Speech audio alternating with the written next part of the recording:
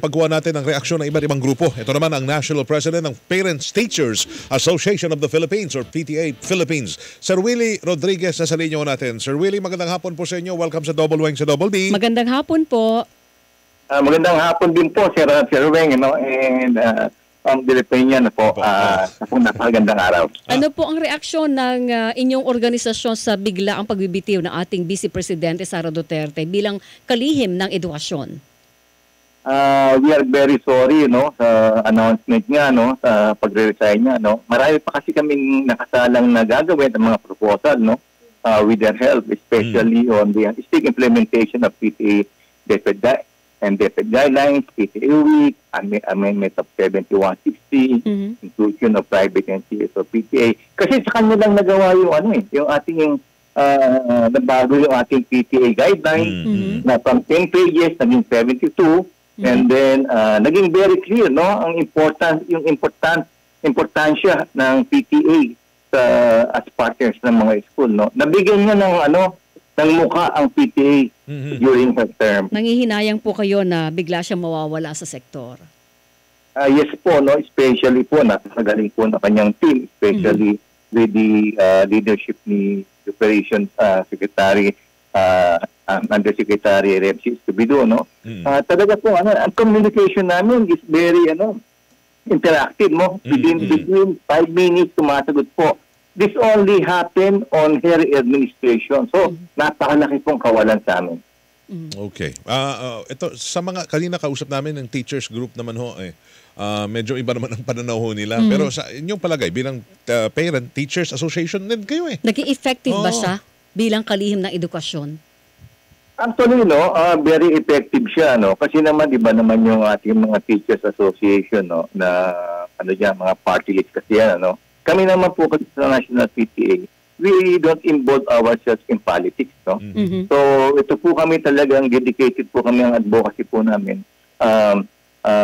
Sarili pong gastos kasi, hindi po kami sumisweldo rito. Ang advocacy po ng PTA is for sa edukasyon ng bata, and sa DepEd at pagtulong po sa teacher. So, ang amin pong dyan, meron silang effective naman yung ginawa ni BP Sara tulad ng 60-day vacation na talaga po yung sinusunod din po niya kung ano po yung sinasabi at kung ano po for us being non-political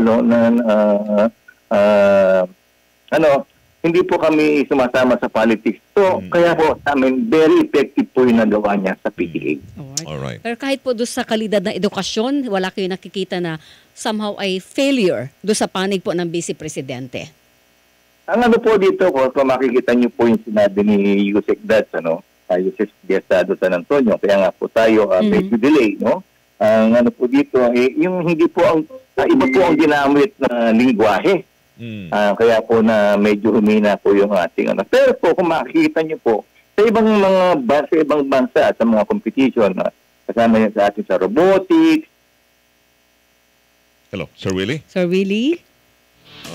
Nawala si Sir Willie. Biglang naputo lang linya. Baka balikan natin, Sir Willie. Hello? Online po. Sige, go ahead, po. sir. Go ahead po. Tuloy niyo po. Ayun po, sa quality of education. Naman po tayo, lumalaban po tayo. Tulad nga po ng sinabi ni dating Yusek Diosdado San Antonio, kaya tayo humina po sa ating laban sa ibang bansa, dahil po ang ginamit ay iba pong wika.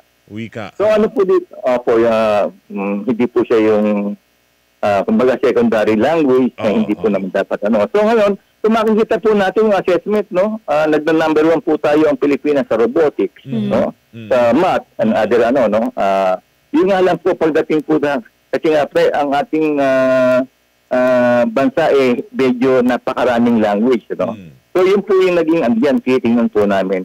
So ngayon po bilang kami po kasi sa PTA, inuulit ko po, hindi po kami politically motivated, Okay. Yes. Kami po ay mga tinatawag dito na pure volunteer, lahat po ng gastos namin ay galing sa bulsa, ang sariling pera, kaya tinawag na lagi ng PTA, lagi pati tayong abono. So ang po dito, we are not a party list or something, and then we don't involve our group in politics, So kung ano po yung nagawa sa PTA, ng ating VP Sara, which is very effective. Tulad po na tawag ito, yung 60 days vacation, no?